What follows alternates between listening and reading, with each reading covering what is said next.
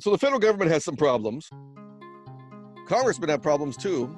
I noticed that on Friday you talked about a politician in Congress who asked a leading question to a 16-year-old girl.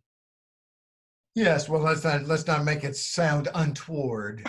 Um, he basically, said, "Oh, well, there were two questions. The more leading one was, tell us why we should listen to the scientists."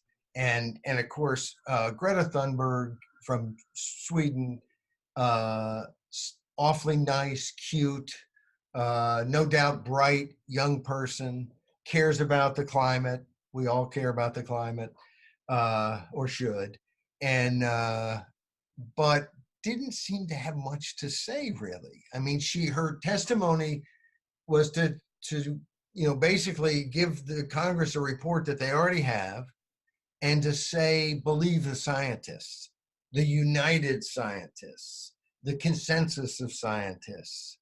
Um, and of course, even believe the scientists. Scientists aren't looking for you to believe them, test their theories. That's how science works.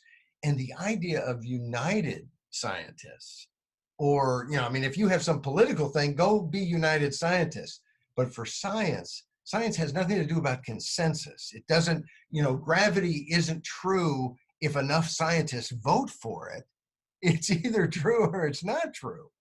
And so it's and that, that's, maybe you can make too much of that, but that's underlying all this talk about climate change and climate science, because they're demanding certain things be done.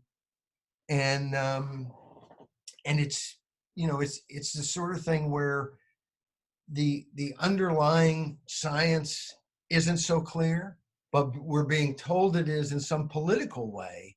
And I know many years ago, I have a good friend who I asked him, and this was early on, I asked him, what do you think about climate change? I think it was global warming then. And he said, well, gee, anything that requires the government to, take over pretty much all the economy that they haven't already taken over, I'm not so sure I believe the underlying, story. So, and I think that's, I think, the left sees that, the right is very skeptical of the underlying story, because, one, there's some reasons to be skeptical in the science, but there's also in the politics of where you want to go. And talking about, AOC talking about, we won't have airplanes, or we won't do this, or the world's going to end in 12 years if we don't do something. That's crazy talk. And that may spur on your base, or he's beating up Trump for he's spurring on his base. She's spurring on these folks who want to make everything this cataclysmic event, and that, it's going to be the end of times if we don't do something. And I think there's kind of a human need for that sort of excitement. We talked about it the other day, and how people just want to embrace World War II like we'd want to have those days back. I don't think we would.